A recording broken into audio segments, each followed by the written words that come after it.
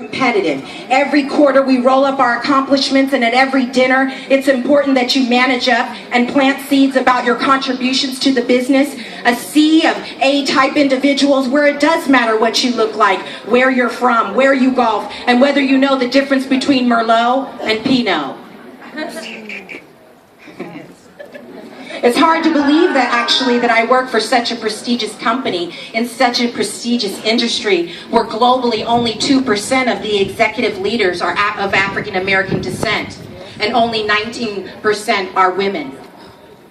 Even harder to believe that I work there because of my background. A person who was in foster care, who grew up in poverty in San Francisco half of my young life on welfare and moving from state to state. A person who was molested by babysitters, raped and beaten by boyfriends, and neglected and abandoned by family. You can pick up your chin now.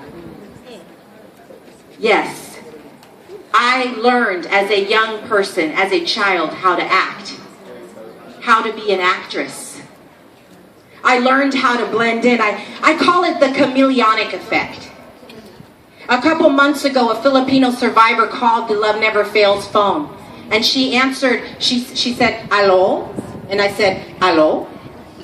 And she said, "Oh, do you speak Tagalog?" And I said, "No. But it's just something that I do. When I'm with certain people, all of a sudden I just know how to blend in." And I suppose it's an awesome asset to have. And it's really worked to my benefit, but it's not a good asset when you deny who you really are. When you forget where you came from. It's not a good asset when you deny that you have post-traumatic stress disorder and you push through the pain so you can just make it, never really knowing or seeing who you really are. As I look back 3 years ago, I realized that these survivor skills have served me well. I mean, I was making great money, graduated from college, purchased my first home by 29 and provided well for my kids. I was enjoying my life, and then I became aware that my success was not for me. As I drove down International Boulevard looking for my 15-year-old dance student who was being sold there, I realized that my freedom had a price. You see, the acting only carried me so far, and when I saw an underage, underdeveloped girl jumping in and out of cars to have sex with man after man, I knew it was time to get real. You see, my truth was not that I was a person that had it all together, the person that I was pretending to be or that I needed to be to fit in, and also that I was not the broken and abused victim of the past. Instead, I had come to a God-given position that made me realize that I'm a powerful person that has been called to a calling that is too great to explain.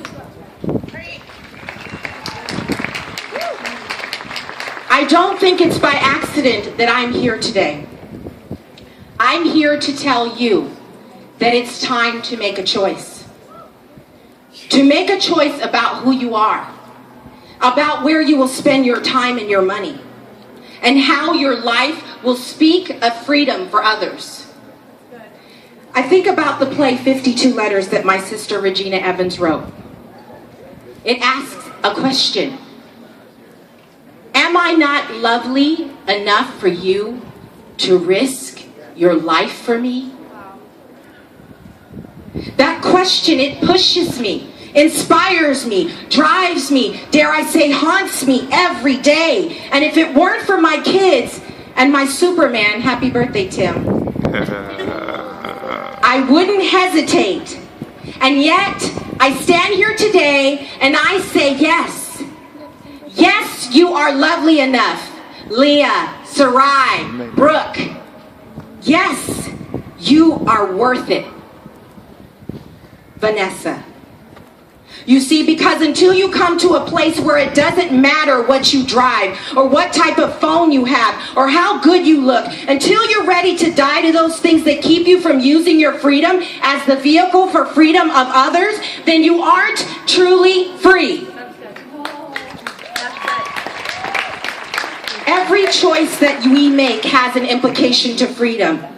Last year, I learned that children in Africa are mining the minerals that are in our new smartphones. And yet, we can't wait to buy the latest version. Now, I'm not saying that you need to throw out your phone. And for those of you who know me, you can laugh out loud because you know I have a serious love relationship with my phone. But what would it mean if we delayed purchasing a new phone, or even better, demanded manufacturers produce phones that are fair trade? Oh, but that would mean that might mean you have to pay more for that phone. I mean, you're willing to pay $500 or $300 for a phone, but are you willing to pay $50 more to make sure that it's not made on the backs of children?